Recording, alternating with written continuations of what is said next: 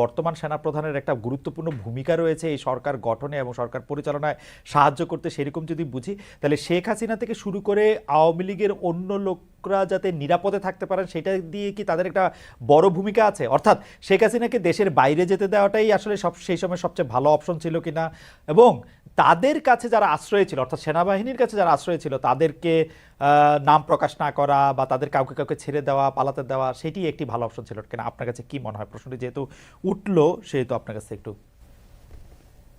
দেখুন, আমি 5ই অগাস্ট থেকে এই প্রশ্নটি তুলছি এবং আমি এখনো এর কোনো উত্তর পাইনি। প্রথম হুম। কথা হচ্ছে যে আমি বলছি যে 5ই অগাস্ট থেকে পরবর্তী 72 ঘন্টা বাংলাদেশ কিভাবে চলেছে, যেটা প্রফেসর ইউনূসের সরকার শপথ নেওয়ার আগে হুম। সিদ্ধান্তগুলো কে নিয়েছে, কারা নিয়েছে, কিভাবে নিয়েছে, আমরা যদি আগামীতে নিশ্চয়ই জানতে পারবো। প্রথম কথা হচ্ছে যে আপনি আপনার যে ফ্যাসিজম বা গণহত্যার প্রধান আসামি হচ্ছে শেখ ফোন হাসিনা। দাও, ফোন দাও। এখন শেখ হাসিনা কি করে দেশ ছেড়ে গেলেন, এই প্রশ্নের উত্তর সেনাপ্রধান ওয়াকারুজ্জামানকে কিন্তু কোনো এক সময় পরিষ্কার করে বলতে হবে। উনি কি নিজেই সিদ্ধান্ত নিলেন, নাকি এটা কোনো সমঝোতার ভিত্তিতে? এই সমঝোতায় কি অন্য কোনো পক্ষ ছিল? এই প্রশ্নগুলো আমরা জানতে চাই। তার চেয়ে শকিং হচ্ছে উনি নিজেই বললেন যে সেনা ছাউনিতে 632 জন ছিল। পরে আমরা একজনকে খুঁজে পাইনি, হয়তো 6-7 জনকে বাইরে ধরা হয়েছে। কিন্তু তাদের একটি তালিকা আমাদের দরকার। কেননা আপনি যেরকম শাসনটি আমরা দেখেছি, ফ্যাসিজম অথবা গণহত্যা অথবা যেভাবে স্বৈরাচারী আচরণ দেখেছি, মানুষ কিন্তু শান্তি পাবে না যদি তাদেরকে আপনি দৃষ্টান্তমূলক শাস্তি না দেন। ধরেন, খুব শকিং হচ্ছে, সাবেক পরিকল্পনা মন্ত্রী মান্নানকে আপনি সুনামগঞ্জের গ্রামে থেকে গ্রেফতার করলেন, কিন্তু শেখ পরিবারের কাউকে এখন আপনি গ্রেফতার করতে পারেননি। প্রধান অভিযুক্ত ব্যক্তিবর্গ ওবায়দুল কাদেরের মতো ব্যক্তি বা স্বরাষ্ট্রমন্ত্রী কামালের মতো ব্যক্তিকে আমরা কিন্তু প্রতিবেশী দেশে চলে গেছেন বলে শুনছি। গতকালকে শুনলাম উনি একটি ইকো পার্কে ঘোরাঘুরি করছেন। তার মানে হচ্ছে যে গণহত্যার রেশ কিন্তু এখনো 2 মাস পুরোয়নি। আপনি যদি এখনই এই ধরনের অভিযুক্ত ব্যক্তিদেরকে কোনো সমঝোতার ভিত্তিতে অথবা আপনার একক সিদ্ধান্তে অথবা সেনাবাহিনীর সিদ্ধান্তে আপনি যদি পার করে দিয়ে থাকেন, আমার কাছে মনে হয়েছে যে এটি অবশ্যই একটি অপশন ছিল। কারণ গণভবনে শেখ হাসিনা থাকলে তার হয়তো ওই দিন, আমি তো গণভবনে গিয়েছিলাম বিকালের দিকে, আমার মনে হয়েছে তার হয়তো নির্ঘাত মৃত্যু হতো। এটি সেনাবাহিনী হয়তো বুঝতে পেরেছিল। না, কিন্তু আশা ভাই, আপনার কাছে এটিও মনে হয় না যে তিনি যদি চাইতেন তার তার যে এসএসএফ বাহিনী ছিল, তার যে অন্য বাহিনী ছিল, তিনি চাইলে আসলে গোলাগুলি করে আরো অনেক মানুষ মেরে সেখানে উনি নিরাপদে থাকতে পারতেন বা আর একটু ভালোভাবে এক্সিট নিতে পারতেন, যেটা তিনি চান নাই? এরকম কি মনে হয়? কেউ কেউ তো এরকম বলতে চেষ্টা করছেন। আমার মনে হয়, আপনার সাথে আমি একমত। আমার মনে হয় 4 তারিখেও আমি বলেছিলাম উনি হুম। হয়তো আরো 7 দিন থাকতে চাইবেন। কারণ আমরা শেখ হাসিনাকে যেভাবে চিনি, হুম। যতটা অ্যাডামেন্ট মনে হয়, উনি হয়তো, যেহেতু তার বাহিনী হুম। রয়েছে, হুম। প্রহরীরা রয়েছে, গোলাবারুদ রয়েছে, আমার মনে হয়েছিল উনি প্রথম কথা গণ অভ্যুত্থান হয়ে যাক বা হুম। ক্ষমতাচ্যুত উনি হয়ে যান, আমি কখনোই ভাবিনি উনি দেশ ছেড়ে পালাবেন। হুম। আমার মনে হয়েছিল উনি শেখের বেটি হিসাবে যেমনটি নিজেকে উপস্থাপন করতেন, হুম। উনি দেশের ভেতরেই অবস্থান করবেন। কিন্তু আমার মনে হয়েছিল আরো 7-10 দিন উনি এই আক্রমণ অব্যাহত রাখবেন এবং আরো হয়তো 1000, 2000, 5000 মানুষ মারা যাবে। যে আমার মনে হয় যে জনাব আশরাফ কাছার, এখানে আসলে সেনা প্রধানের বা সেনাবাহিনীর আমাদের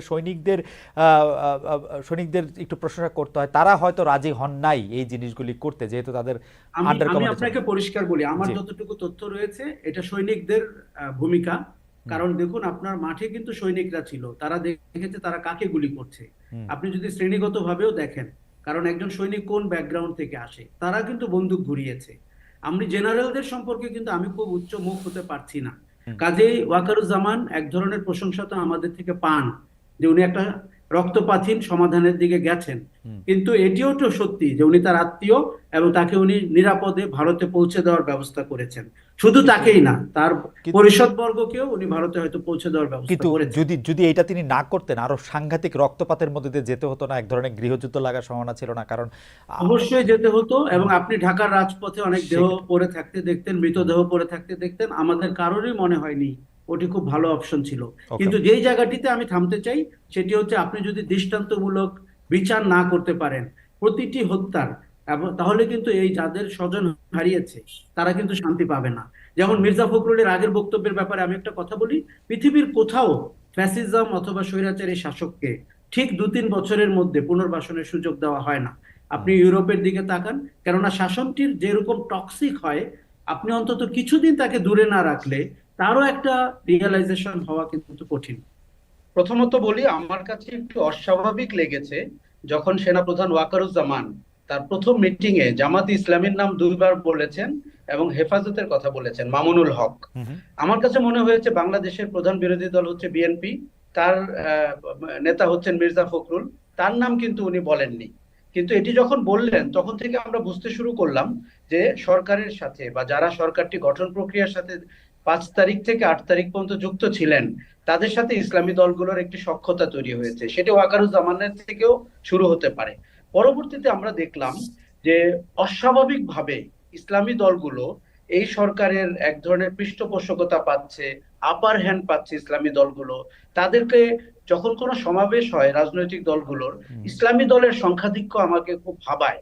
আমার মনে হয় যে আমি যখন ভোটের রাজনীতি দেখি অথবা আমাদের সমাজের যে জনমত দেখি, সেইখানে তাদের যে অংশগ্রহণ অথবা আনুপাতিক হার, আর এই সরকারের মিটিং গুলোতে যে আনুপাতিক হার, সেটি আমার মনে হচ্ছে অস্বাভাবিক।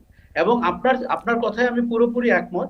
বিএনপি কে বরং আমরা সেই জায়গাটি দেখছি না, যে জায়গাটি বিএনপি রেশনালি পাওয়ার কথা একটা বড় দল হিসাবে এবং ভোটের রাজনীতিতে। এটি আমাকে একটু আশঙ্কিতও করে। কারণ হচ্ছে আমি কিন্তু শুধু সরকারের সাথে দেখছি না, আপনি যদি আমাদের সোসাইটিতে দেখেন, জামাতের আমির যেভাবে বিভিন্ন জায়গায় যাচ্ছেন, ভারতীয় হাই কমিশনারের সাথে বলি অথবা অন্যান্য জায়গায়, তিনি যেভাবে আশ্বাস দিচ্ছেন, বসুন্ধরা সাথে দেখা করছেন এবং আমাদের হিন্দুদের সাথে দেখা আমাদের করছেন। সাংবাদিক নেতাদের সঙ্গে বসছেন। সাংবাদিক, আপনি জানেন 4 জন পলাতক সাংবাদিক যাদের বিরুদ্ধে মামলা রয়েছে, তাদের সাথে বসেছেন এবং তাদের সাথে যেভাবে উনি কোথাও কোথাও ফ্লাইং কিস দিয়েছেন, আপনি ভাবতে পারেন জামাতের আমির ফ্লাইং কিস দিচ্ছে অডিয়েন্সের দিকে। কাজে আমরা শিক্ষাঙ্গনে থাকার সময় যে জামাত শিবিরকে দেখেছি, পরবর্তীতে যে জামাতকে দেখেছি, আমার কেন যেন মনে হচ্ছে তারা একটি কৌশল অবলম্বন করছেন এবং তাদের একটা শক্ত গ্রাউন্ড তৈরি হয়েছে এই সরকারের ভেতরে, সেনাবাহিনীর ভেতরে এবং শিক্ষাঙ্গনগুলো তাদের অথবা প্রতিষ্ঠানগুলোতে জামাত আবার সেই পুরনো রাজনীতি না ফেরত আনার একটি সুযোগ পেয়েছে। না আশা ভাই, আপনার কাছে কি মনে হয় না, সেটা আমার মানে আপনার সঙ্গে এটি আলাপ আর কি, যে আপনার কাছে কি এটি মনে হয় না গত 15 বছর ধরে আওয়ামী লীগ যেভাবে বাংলাদেশে মুক্তিযুদ্ধকে বিক্রি করেছে, যেভাবে চেতনাকে বিক্রি করেছে, যেভাবে আসলে উই আর দে করে তুলেছে, সেই ক্ষেত্রে আমি আওয়ামী লীগের বিরুদ্ধে আছি বা আমি আওয়ামী লীগ নই, এই পরিচয়টা দিতে গেলে অনেকের আসলে ইসলামিক দলগুলিরই শরণাপন্ন হইতে হয়। মানে আর তো কোনো উপায় নাই। মানে ব্যাপারটা হচ্ছে যে আওয়ামী লীগ অথবা মানে বিএনপির তো আর আলাদা করে কোনো চেহারা নাই, বিএনপির যারা নেতৃবৃন্দ তারাই বিএনপি। তো সুতরাং আপনার যদি চেহারার কথা হয় তাহলে তো আসলে আওয়ামী লীগ এতটাই মানে মানে কেমন জানি একটা উইয়ার দে করেছে, যেখানে আসলে প্রতিবাদের ভাষাটাই ওইভাবে দাঁড়ায়। আমি আজকে অন্যদের কথা শুনে আমার কাছে এটি মনে হচ্ছিল যত না এটি একটি ইসলামিক বিপ্লব বা ইসলামিক ভাবধারায় বা শরিয়া মতো দেশকে পরিচালনা করার জন্য, তার চেয়ে অনেক বেশি একটি ন্যায়ের পক্ষে কথা বলার জন্য। এবং আপনি খুব ভালো করে জানেন যে জান ও জবানের স্বাধীনতা চাই একটি কথা চালু হয়েছিল ইচ্ছা করেই, যাতে সেই চেতনার একটা এন্টিথিসিস দাঁড়ায়। আপনার আপনার একটু মতামত জানতে চাইবো যে এটা আসলে মানে একটা উইয়ার দে। আপনি একদম সঠিকভাবে বলেছেন। আওয়ামী লীগ কিন্তু বিভাজনের রাজনীতি করেছে, ঠিক নরেন্দ্র মোদী ভারতে যে রাজনীতিটি করে, chief divider. Sheikh Hasina was the chief divider in Bangladesh. কেননা উনি তার স্বৈর শাসন প্রতিষ্ঠা করতে গিয়ে, ভোটহীন নির্বাচিত হতে গিয়ে উনি বাংলাদেশকে স্বাধীনতার পক্ষের এবং বিপক্ষের শক্তি বানিয়েছেন। এবং সেইখানে আপনি দেখবেন যে বিএনপি তো অত্যাচারিত হয়েছে, কিন্তু জামাতের কিন্তু দৃষ্টান্তমূলক অত্যাচার হয়েছে। ধরেন আপনি মানবতা বিরোধী অপরাধের, আমি কিন্তু এই আন্দোলনের সাথে 92 সাল থেকে যুক্ত ছিলাম যে যুদ্ধাপরাধীদের বিচার করা যায় কিনা। কিন্তু আওয়ামী লীগ যে বিচারটি করলো এবং তারপরে যখন আমরা দেখলাম ইসলামী ব্যাংক দখল করলো এবং রাবেতা দখল করলো এবং মানারাত দখল করলো, তখন কিন্তু কেউ প্রশ্ন করতেই পারে যে আওয়ামী লীগের উদ্দেশ্য ছিল কি বিচার, নাকি অর্থনৈতিক প্রতিষ্ঠানগুলোকে ধ্বংস করা। আওয়ামী লীগের পতনের সাথে সাথে খালেদ আরো দুটি জিনিসের পতন তারা করে গেছে।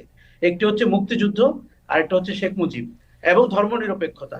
কারণ এগুলোর কবর রচনা করে গেছে। আপনি এখন মুক্তিযুদ্ধ বললে আপনার জন্য কিন্তু বিষোদ্গার করার লোকের কোনো অভাব নাই, কেননা মানুষ আওয়ামী লীগের বয়ানের মুক্তিযুদ্ধটি দেখেছে, সেটা আসল মুক্তিযুদ্ধটি খুঁজে পায়নি। আওয়ামী লীগের বয়ানের ধর্মনিরপেক্ষতা দেখেছে, যেটির একটি সন্ত্রাসী চেহারা।